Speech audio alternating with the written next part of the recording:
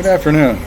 Hope everybody's had a good weekend. Here in Sarasota, the weather's been beautiful. Nice cool wind, sky clear. But a little while ago, I was reminded of another usual difficulty again, and I decided I should go ahead and detail a little bit of a testimony about it.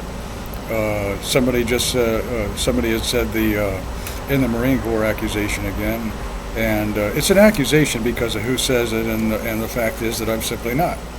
You know, a young gay guy. I think he alleges being from a former family out west, or maybe from Miami. I'm not sure, but I never encounter them. But because of the operation that I've described, they always have access to interrupt at me.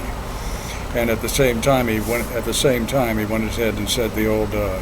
Aldolf accusation again that I explained before. Well, you know, the only truth is I had been a Navy technician back in the 70s, but I wouldn't have joined the Marine Corps. I just didn't have that. I didn't have the interest, you know. And back then, when I was assuming everyone was being loyal and regular, I just still wouldn't have been interested. One reason is when I was in the Navy, I saw that the Marines that were stationed at the base had a regiment of always jogging, and I just don't like jogging. So anyway, that said, by 1993 here in Sarasota, I had been reduced to having to live out on the roadside through years because of the loud disruption that was being put at me from traffic. I didn't know who. There wasn't even a clue that there was anybody of family involved. It was just something that suddenly started at me in 1989 and continued. So one day I was sitting in front of the cash and carry store of Palm Plaza on Bee Ridge and McIntosh, and the ratting at me was really intense, and a couple of men walked out of the store looking concerned pertaining to the matter, and without looking towards me in particular, they sounded concerned about saying the word Marines.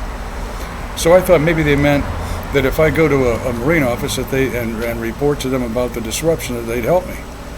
So I thought, well, you know, besides that, I've presented these studies that I have to others.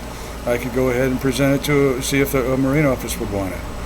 So anyway, I decided to, and so I rode a bus to Bradenton, and there was a recruiting center on the intersection of Cortez and US 41 in Bradenton. I think the shopping center is named Cortez Commons. So I walked into the place and I talked to a gunnery sergeant, and I said, I have information I think might be important to our nation and people. I have these notes. I can use your copying machine and leave copies for you to review, and then if you have any suggestions. So he said okay. So I used the copying machine, but then after a while I kind of ran short of time because I got to get on the bus back to Sarasota. So he said that I could leave the remaining notes with him and he'd return them to me the next week. So anyway, I agreed, went back to Sarasota. When I got back to the office, he reneged. He said he gave all the notes to some prior service people in Fort Lauderdale. So that was kind of irritating, but I decided, well, you know, if he's being good and loyal, you know, that means that there's been some concern that there were even Hitler kind of threats against our people and nation back then, and that I thought it meant that he was being dutiful about it. So anyway, he didn't have any particular suggestions, but I did report back on a number of occasions. You know, when I'd walk 41 to help get some pocket change for bus fare, and a 6-pack of beer later on in the day. I politely went door to door sometimes and just asked, would you have 50 cents or a dollar you could spare that I could use for bus fare? And one day I stopped in and kind of irritatedly said, should I report in here anymore? And the same sergeant's answer was a terse no. But first there was another day when I walked in and he cheerfully said he was getting ready for a day of the generals. He said the generals, I guess, I don't know who or how many, that were going to be reporting to the particular office on a subsequent day. And on another day when I arrived, I noticed a young man signing an enlistment contract.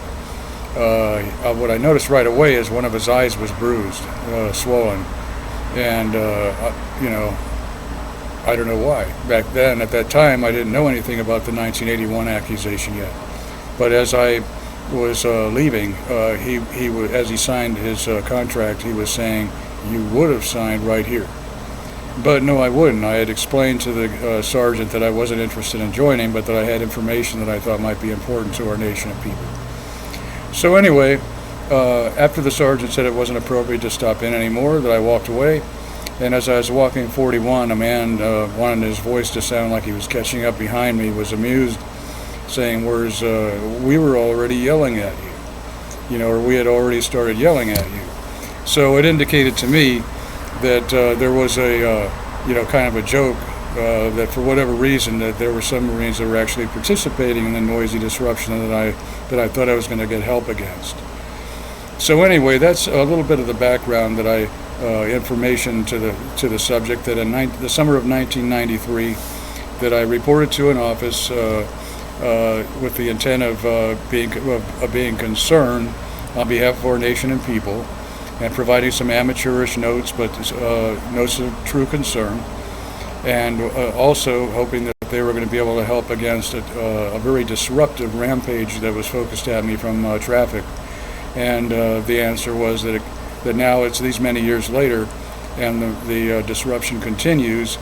And again, they continue to insist about saying Marine argument from a gay accusation that I'm absolutely innocent about, and from a focus of the operation that had been secretly done into me when I was a teenager in Sebring during high school.